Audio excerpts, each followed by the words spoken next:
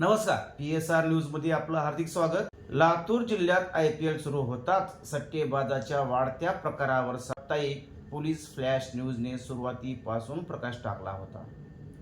या बातम्यामध्ये थेट सट्टेबाजाची नावे समोर आणण्यात आली, मात्र त्यानंतर कारवाईच्या बाबतीत प्रश्नचिन्ह कायम राहिले.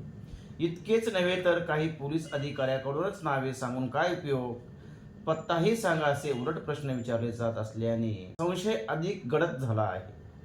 दरम्यान 11 एप्रिल 2026 रोजी स्थानिक गुन्हे अन्वेषण शाखेने निलंगा येथे कारवाई करत 2 सट्टेबाजांना अटक करून 4.5 लाखाचा मुद्देमाल जप्त केला.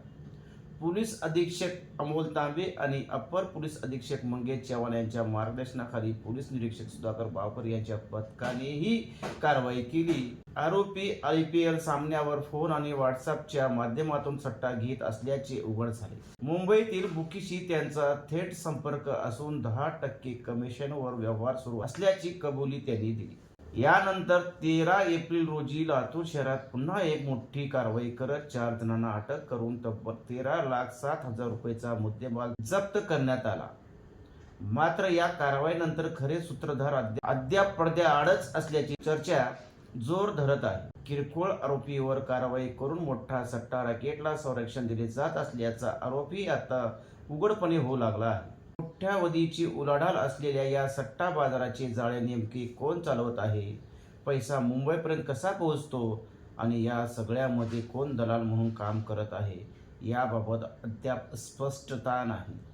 काही पोलीस कर्मचारी आणि सट्टा बाजारातील प्रमुखांमध्ये संबंध असल्याचा आरोपही नागरिकांकडून केला जात आहे.